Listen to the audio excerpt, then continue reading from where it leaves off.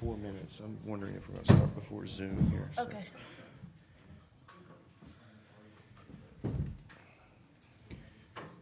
Joanna, Austin, should we wait till 10:45 or should we go now based on the Zoom? We're good to go? Okay. All right. This is the 2025 NCAA Women's March Madness pre-tournament press conference. A few announcements before we get started. As a courtesy to your fellow media members, as well as the coaches and student athletes, please silence your cell phones. Also, please provide your name and media affiliation each time you ask a question during the press conference.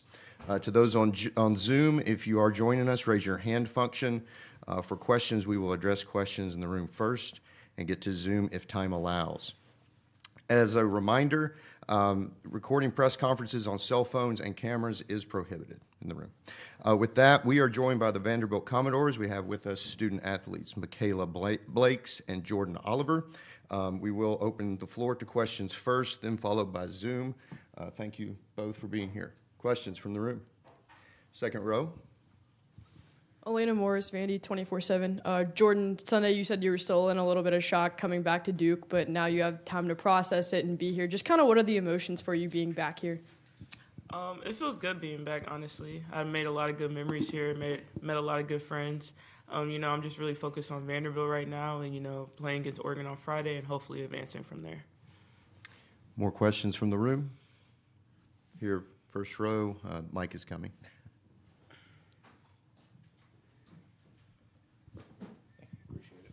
Michaela, I was just kind of curious, just generally, like how, what's your impressions of like how your season has gone so far? You've scored 50 points twice this season, one of the top freshmen in the nation. Did you expect to kind of make this big of an impact on this team this early?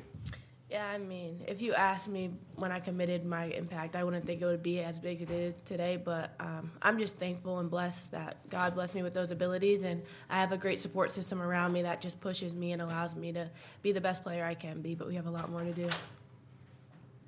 More questions, front row? Doug Feinberg, the Associated Press. For both of you, how well did the SEC prepare you for the game tomorrow and just for the NCAA tournament? Because obviously the conference is a bear to deal with as players. I think it really prepared us, honestly. Every team is different every night. You might play Tennessee, who's going to press full court 24/7, or you might play a Missouri team that's lights out shooting. So I feel like every day we got to compete and play against different types of people, so now we can do that here. Oh, for sure. I'd say the SEC is the best conference. It's going to prepare you for everything that you're going to see, and the physicality for sure. Again, front row.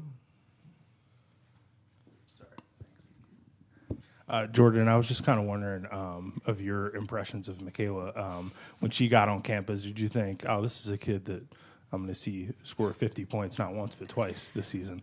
I don't know if she knows this story, but her first day of summer workouts, I called my dad after, and I said, Dad, this freshman's different. And he was like, yeah, she's a freshman. And I said, no, this freshman's different. She's a dog. And so nothing she does surprises me. She came in day one cooking, and she cooks day what? What is it, 200? Day 200. She's a hooper. She's a dog. But I think also one thing that goes missing about Michaela is that she's a great kid. Her family is a great family. She's humble. She's funny. She's not just a hooper. She's actually a great person and a great kid. So that's Michaela Blakes for you. Second row. Michaela, obviously this is your first March Madness. What's the week been like for you, just getting prepared for this moment? Worked out every day, had practice, and just taking it day by day and staying in the moment, because keeping the main thing, we're here to play basketball, so just play basketball. Any other questions from the room? Front row. I'm curious, what is your first March Madness memories? You were watching as a kid, there was a team you watched go, hey, I was a fan of this team, or a shot you remember watching at all? First one. I would say my first one was probably back when I was committed to Baylor, is when they won the national championship, and just seeing how excited they were and how proud they were, and that pride that they had of winning for their university is what I want to bring to Vanderbilt for sure. I think mine was just going with my brother his freshman year on Coach K's farewell tour, and being able to go to every single game and be on spring break. So, Just a reminder to those on Zoom, if you will, just raise your hand if you have a question. We'll get to you at the end after we're done in the room. Any other questions in the room, front row? Yeah, Michaela, I was just reminded that your brother played here. How much time have you spent in this building? Have you shot on the rims out there before? Yeah, it's been a lot of time. I think I was almost at every single one of his home games when he was here, and he always wanted to work out also, so we would use here in the practice facility as well. So I got a lot of shots up too. More questions here? I have one, actually. If you can, talk a little bit about the difference between Oregon's style of play and the style of play of Vanderbilt, the way you want to play the game, going into this game, what that's going to be like for both of you. I think Oregon's a really good team. You know, they made some really good noise in the Big Ten this year. And we're just kind of more focused on ourselves. You know, they have Deja, they have the 6'8" kid, and they do their style of play, but we do our style of play. And so it'll be fun to see how that goes against each other on Friday. Yeah, I think just for us, we're so versatile. We kind of don't really have a set big, but we're just all able to play 1 through 5. And being able to have that versatility against a team that takes a lot of screens and stuff like that, we're going to be able to switch a lot. So. Give Zoom one more minute if anyone has a question in the room as well. Seeing no questions, I think we're done. Thank you both for being with us. Thank you. Thank you. Just as a closing announcement to those in the room, Hammond Communications will post a recording of this press conference in the NCAA Digital Media Hub at ncaa.veritone.com. Transcripts are provided by ASAP and will be posted shortly. Thank you for joining us.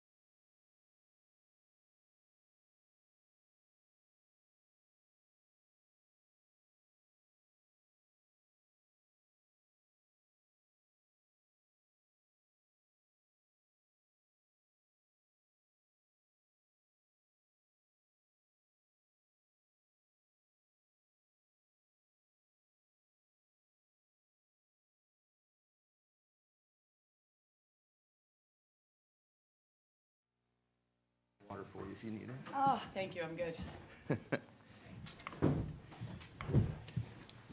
So we're continuing our press conference with the Vanderbilt Commodores. We now have with us head coach Shay Ralph. As a reminder, questions from the room first, then we'll have questions from Zoom. If you have a question on Zoom, just raise your hand. We'll call on you.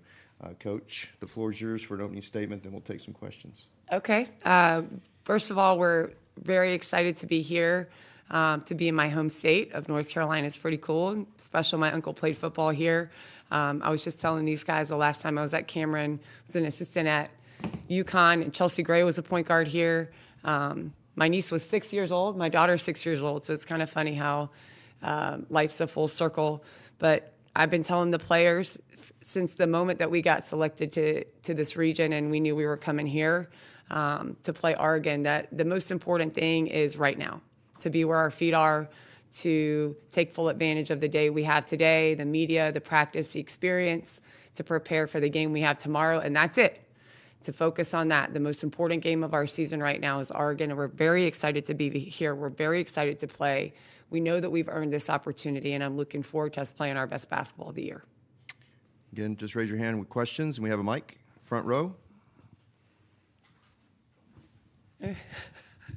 Hi, Mitch Northam, SB Nation. I was just wondering, when you first recruited Michaela, did you think, what kind of impact did you think that she could have? Did you think she could turn into this quickly? It's a great question, and it's one I get almost every day. We knew that she was special. We knew that she had the capability of impacting our program in a way that maybe we hadn't seen yet. From a recruit that we had brought here, but we weren't, you're never really sure. I think the first time we realized that the year was going to be a special one was when we started our workouts in the summer, and we recognized her level of play, her confidence, and competitiveness, her will to win. Those are all variables, right? So you can tell skill and talent. You're talking to kids. You just never really know how the transition is going to go. And the way that she came into our program, elevated everybody else on the team, made everybody else better. She's still a freshman, so she still has a lot to learn. And that's important to note. But I think bringing her in and the way that she approached not only basketball, but Vanderbilt, the community, her teammates, her coaches, has elevated our standard. And so the result of that is the things that you guys are witnessing now on the basketball court, but it exists in every other area too, in the classroom, in the community, in the locker room, in our offices, in the interactions we have with our players. And that's a credit to Michaela, but also to our teammates, because they also came here to win. And she was a huge piece that we had that was missing, and we're very grateful that she's a Commodore. Front row. Doug Feinberg, DAP. Shay, you played in a really good conference. You coached in a really good conference back in the day in the Big East. Now you're coaching another really good conference. How much does it help prepare you guys for what you have in front of you, playing the SEC with so many good teams and so many different styles that you have to play against? Yeah. You always have to be careful as a coach answering that question, right? Because you want to put your team and your conference and everybody in a great light. But I will tell you that from the outside looking into the SEC for so many years, you're like, they beat each other up, they do this, it's Armageddon. It is not true. It absolutely prepares you. You got to go into every game knowing that game is incredibly important for your season if you want to compete for an SEC championship or put yourself in position to compete for an NCAA championship. You have to prepare like you're playing in the Final Four every single game you play in conference. So it just, first of all, it teaches your players how to truly prepare. The way it's Thursday, Sunday, or Thursday, Monday, so that's kind of like what you see in the NCAA tournament. 2 really tough games back-to-back. You have to learn how to prepare intelligently. You have to learn how to recover intelligently. The other thing it does is it exposes you. So everything you suck at, you're going to find out from January to March, and then you're going to have an opportunity to fix it before you get to play in the NCAA tournament. Second row. Yeah, you've experienced March Madness a lot as a player, as an assistant coach, but now back-to-back seasons taking Vanderbilt here. What's it like being able to lead your own program to this moment? It's awesome. I mean, I don't know that this is how I'm built. I never thought that we wouldn't be doing this. I expect us, and if we're up to me, then, I was pissed the first 2 years when we didn't get to come here. But it really isn't about me anymore. And that is the difference between coaching and playing. So when I was a player, I only got to play in one NCAA tournament. I was injured, I think. Yeah, I was injured all the other ones. Went to the Final Four and won a championship. But these kids, a lot of them, this is their first time. A lot of them, this is their first and their last time to be able to do something so special. Not a lot of players, not a lot of teams get to come do this. So I've won my championships as a player. I experienced this.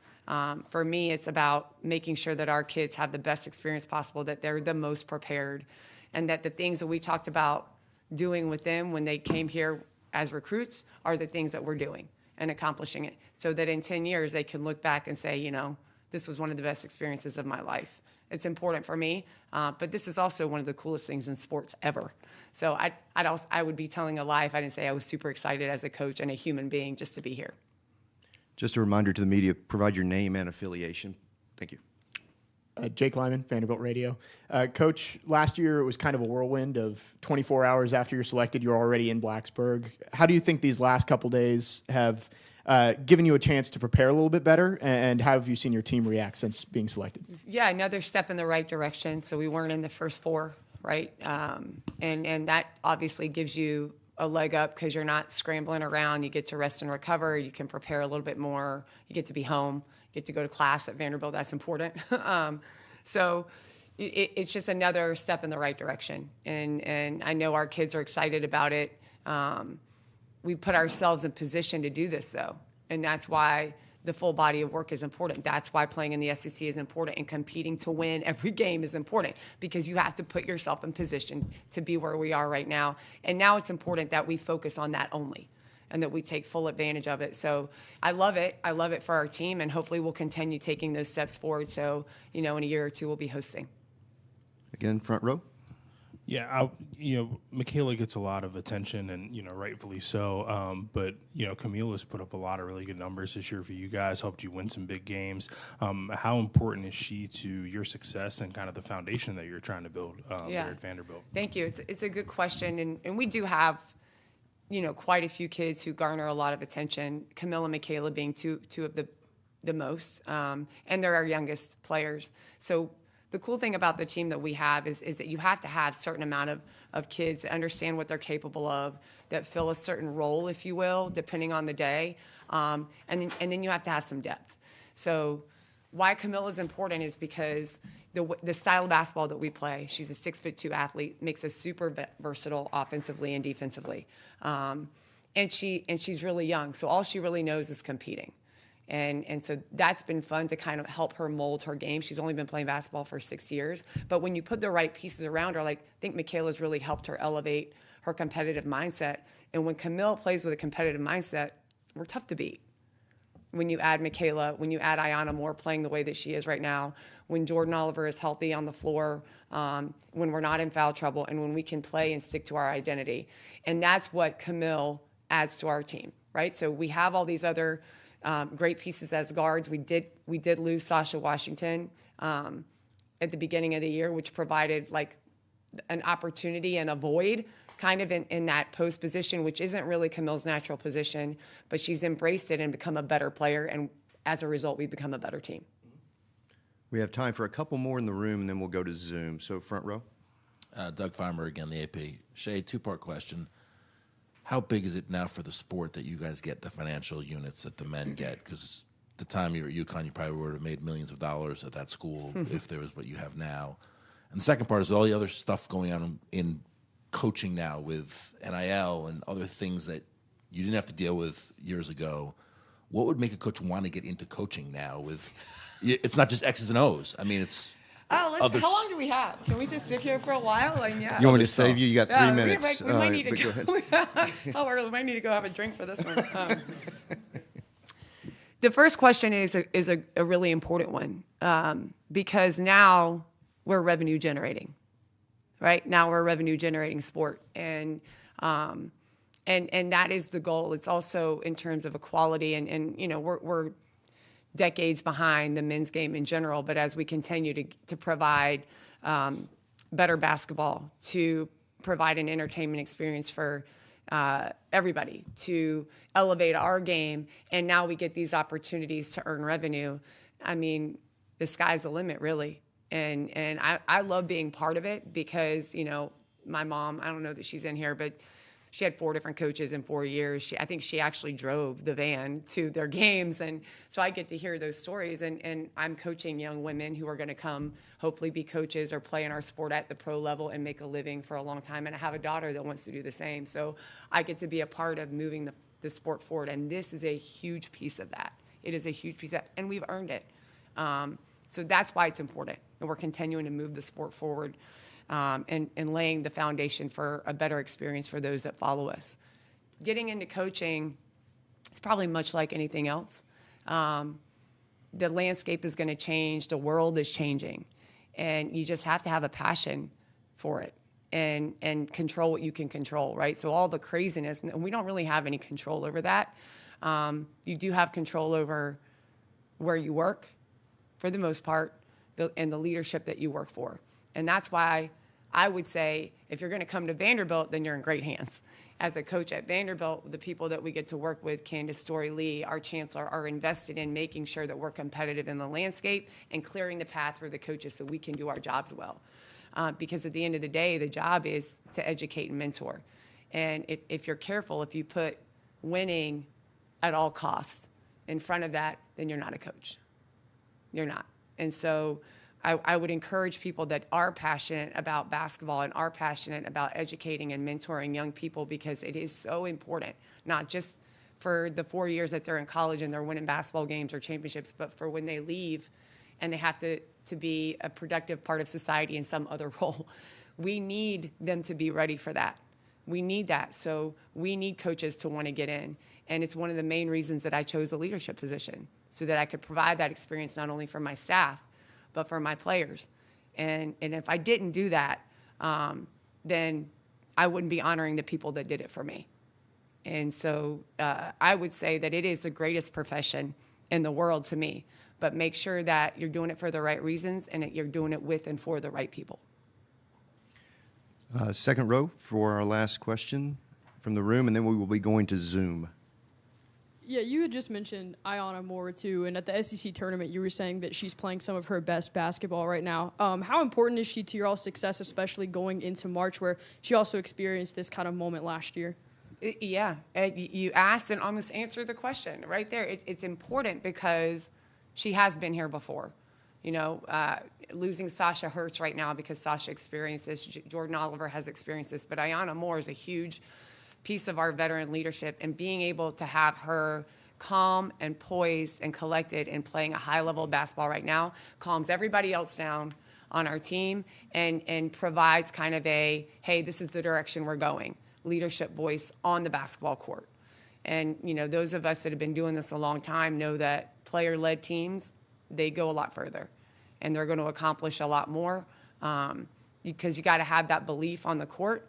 And then you have to have the intensity that it takes to compete in March. And she knows both of those things. She's been there before. She also knows what got in our way last year when we lost to Baylor. So her playing the way that she is right now with the voice that she has is an incredible piece of what we're hopefully able to accomplish in March.